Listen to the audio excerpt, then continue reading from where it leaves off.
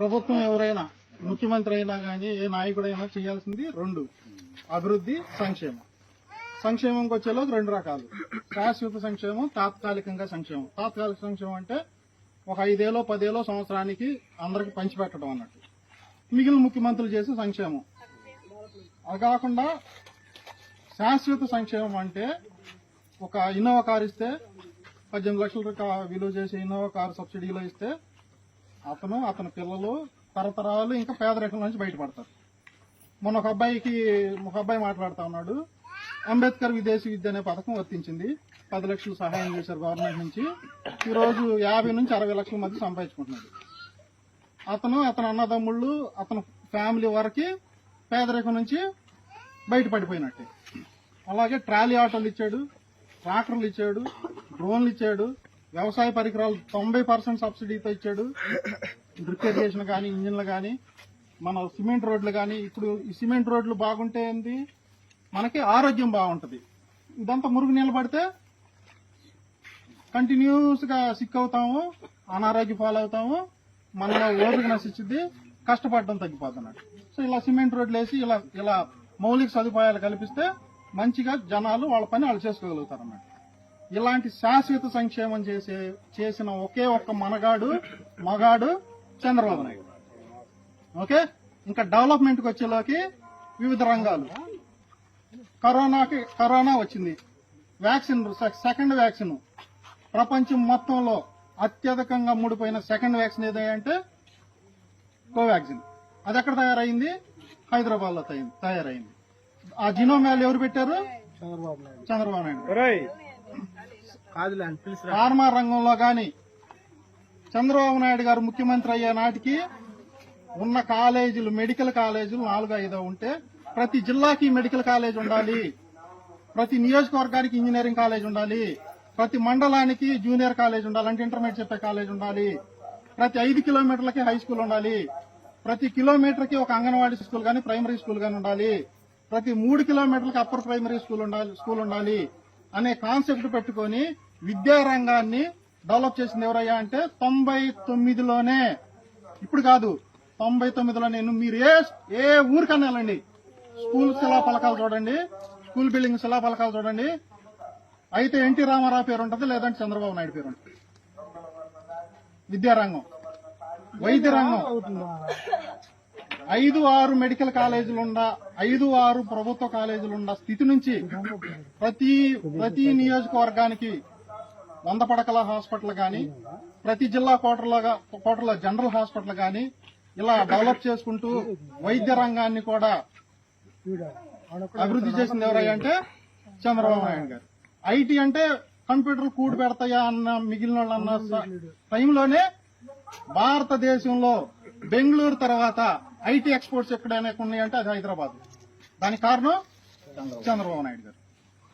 ఇంకా మీరు ఏ రంగమైనా తీసుకోండి, వైద్యం గాని, విద్య గాని, ఐటీ గాని, మ్యానుఫ్యాక్చరింగ్ గాని, సర్వీస్ సెక్టర్ గాని, టూరిజం గాని, ఏ సెక్టర్ అయినా తీసుకోండి,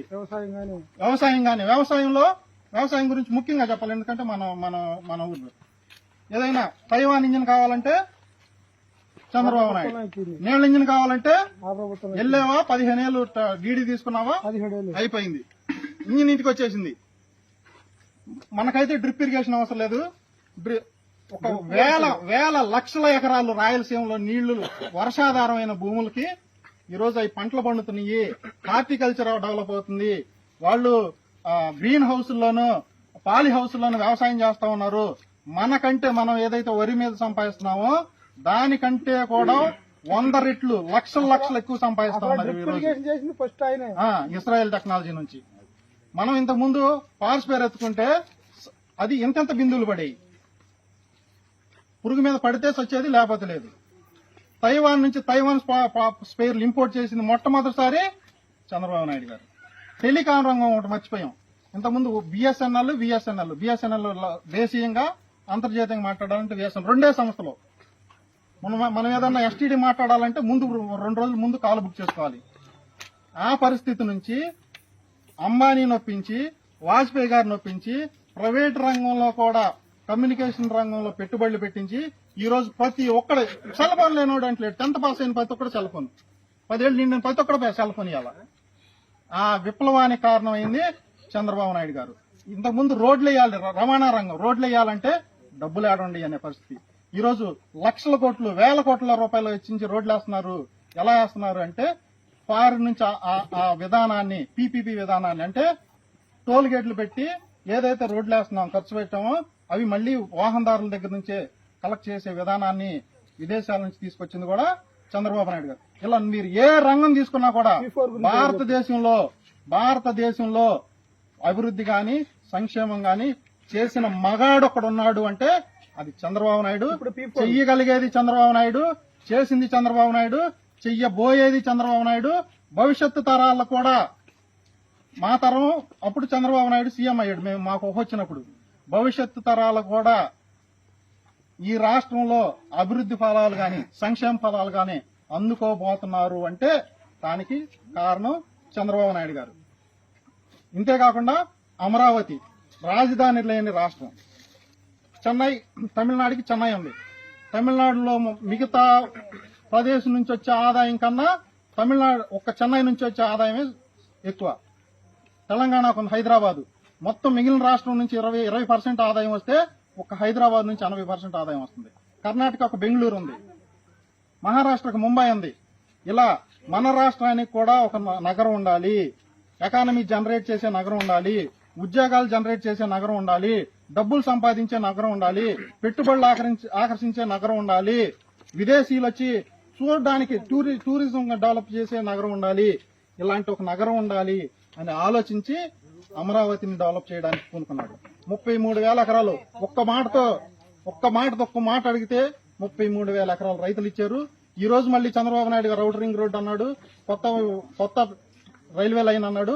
వాటికి కూడా చంద్రబాబు నాయుడు గారు అడగక ముందే రైతులు తమంతట వాళ్లే వెళ్లేసి మా భూములు తీసుకోండి, మా భూములు కూడా మీరు సేకరించండి, సమీకరించండి, మేము కూడా రాజధాని రైతులు లాగిస్తాము, మాకు కూడా ప్యాకేజీ ఇవ్వండి అని ఈ రోజు అడుగుతున్నారు. అంటే ఈ దేశంలో ఎక్కడైనా భూసేకరణ జరిగింది అంటే అక్కడ ఖచ్చితంగా ఉద్యమం జరిగింది, అక్కడ ఖచ్చితంగా అణిచివేత జరిగింది, ఆ తర్వాతే భూములు ఇవ్వడం జరిగింది. కానీ ఒక అమరావతిలోనే 33,000 ఎకరాలు ఇంతకు ముందు ఇచ్చారు.